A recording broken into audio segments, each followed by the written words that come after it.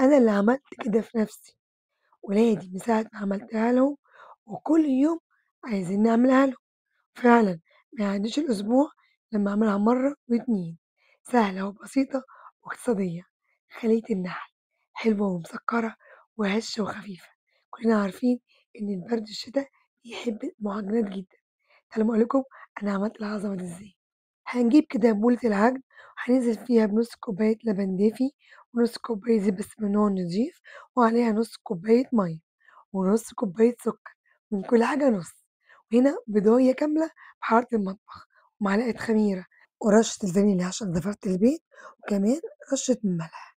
نبدأ نقلب كله مع بعضه كده، مكوناتها بسيطة وموجودة في كل بيت، بيضاية واحدة بس هتعمليها سهلة وبسيطة مبتاخدش معاكِ وقت، وهافضل أقلب كده لمّا أحس إن السكر بتاعنا داب، وهابدأ أنزل عليها بكوبايتين دقيق المَج بتاعنا العادي، وممكن تكون كوبايتين ونُص حسب حجم البيضة، تمام؟ أنا واثقة من جمالها وإن هي سهلة، هتقومي تنفذيها بعد ما أخلّص الفيديو معاكِ. حلوة أوي، أوي، بسيطة خالص. هافضل أدّيها شوية دقيق في شوية دقيق لحد ما ألِم العجينة، وكل ده وأنا شغّالة بمضرب العجن. أدّيها شوية كمان وأخلّي شوية صغيّرين، يا إما آخُدهم يا إما أزوّد عليهم، قُلنا حسب حجم البيضة بتاعتنا. كده خلاص، كده نحُط آخر حبّة ونبدأ فقرة العجن. أنا باحب أعجن بإيدي، بابقى مبسوطة جدًا لمّا باحس بملمس العجينة. لإني على علم عندي عجّان بس مش باحب أستخدمه في الكمية القليلة دي مش مستاهلة، وطبعًا مش كل بيت فيه عجّان، ده كلّهم كوبايتين دقيق مش أكتر. بدأت أكلمِك بُصّي بقى، خدت معايا حوالي 10 دقايق في اللَّم، طرية وجميلة، بتبقى عجينة خلية النحل بتبقى طرية جدًا مش كابسة، خفيفة. أبدأ ألمّها في بعضها كده، بس كل ما تعجني فيها كل ما تكون ناعمة معانا، شايفين؟ طبعًا هنحطها في نفس البولة وهنبدأ نغطيها بستريتش وهنسيبها لحد ما يتضاعف حجمها وتخمر معانا. بعد حوالي ساعة إلا ربع إن الجو بدأ يبرد، خمرت معايا بُصّوا عاملة إزاي؟ جميلة بُصّوا، العجينة جميلة ناجحة 100%، يعني الموضوع كله ما خدش معايا ساعة بالضبط. هابدأ بقى أجيب الصينية بتاعتي دهناها زيت خفيف، وأبدأ أقطّع معايا الكور صغيّرة جدًا، طبعًا هنا خيط النحل الحجم اللي أنتِ عايزاه، كِوَر صغيّرة، كِوَر وسط، بُصّي زي ما شُفتيها عندي كده كنت مقطّعاها حجم وسط خالص، واسيبي فراغ بين الواحدة والتانية عشان لسه هتخمر، شايفين؟ بجد حلو أوي، واللي جنبِك بقى بناتِك أو أولادِك يساعدوكِ بيحبوا العجين جدًا، جدًا، وحلو أوي، أوي العجين في الشتا كده بيبقى جميل، بيخلّي البيت ريحته كده بكل خير، شايفين كده؟ ما خدتش معايا وقت، وبكده خلّصتها وهاسيبها تخمر تمام، تاني لحد ما أحس إن ضاعف برضه حجمها تاني، أهي شايفين؟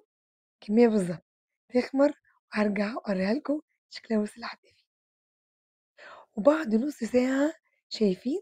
الله على الجمال، شكلها كده بُصّوا روعة، وآخر حاجة هنعملها مع بعض هندهن وش الخلية بصفار بيضة و4 معالق لبن، وكمان رشة فانيليا. تمام، طبعًا حبايبي اللي مش بيحبوا البيض على المعجنات ممكن 4 معالق لبن وربع معلقة قهوة سريعة الذوبان، هتأدي نفس الغرض وهتدّي نفس النتيجة ويمكن أحلى كمان.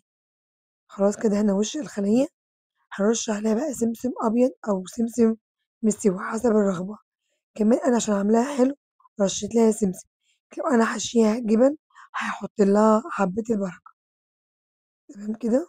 عشان ممكن كمان تحشيها شوكولاتة كمان في العجين، بس هي كده تمام حلو خالص. هاكون مولعة على الفرن من بدري على درجة حرارة 200، هادخلها على الرف الوسطاني لمدة 10 دقايق، ولو عايزة أفتح لها الشواية هافتح لها الشواية. ويلا نجهز مع بعض الصوص بتاعنا بسيط جدًا وسهل خالص، عبارة عن إيه، معلقتين لبن بودر ومعلقتين سكر بودر، أقلبهم مع بعض وهانزل عليهم بنُص كوباية مَيّة، مَيّة عادية خالص. وبعد ما أقلبهم هادّيهم رشة فانيليا، وهنا الفانيليا حسب الرغبة، وبكده جاهز معانا أحلى صوص. طلّعنا الخلايا من الفرن بُصّوا، صدقوني ما فتحتش عليها الشواية، هي الفرن سويتها من فوق ومن تحت. هانزل عليها بقى بالصوص بتاعنا كده وهي سخنة، لازم تكون سخنة عشان كل ما تدّيها كل ما تشرب. كده خدت الكمية كلّها وحلوة أوي، تعالوا نقطّعها ويُفضّل تقطّعوها وهي باردة. أنا قطّعتها وهي سخنة بُصّوا، سخنة خالص، بس خطيرة، خفيفة وحلوة أوي، أوي، لو عملتوها مرّة بأمانة ما هتبطّلوا تعملوها، جامدة وحلوة وهتعجب ولادكم. كل حاجة في البيت وبسيطة جدًا، حاجة حلوة في برد الشتا وهتعجبكم خالص. بألف هنا، وأتمنى تكون الوصفة النهارده عجبتكم، ويالّا بقى جربوها بالجمال ده وفرحوا ولادكم، حلوة خالص. وأتمنى الفيديو يكون عجبكم، لو عجبكم لايك كتير على الفيديو، ولو مش متابعيني تابعوني وتشيروا الفيديو، وبألف هنا على قلوبكم. مع تحياتي ميري أنور، باقول لكم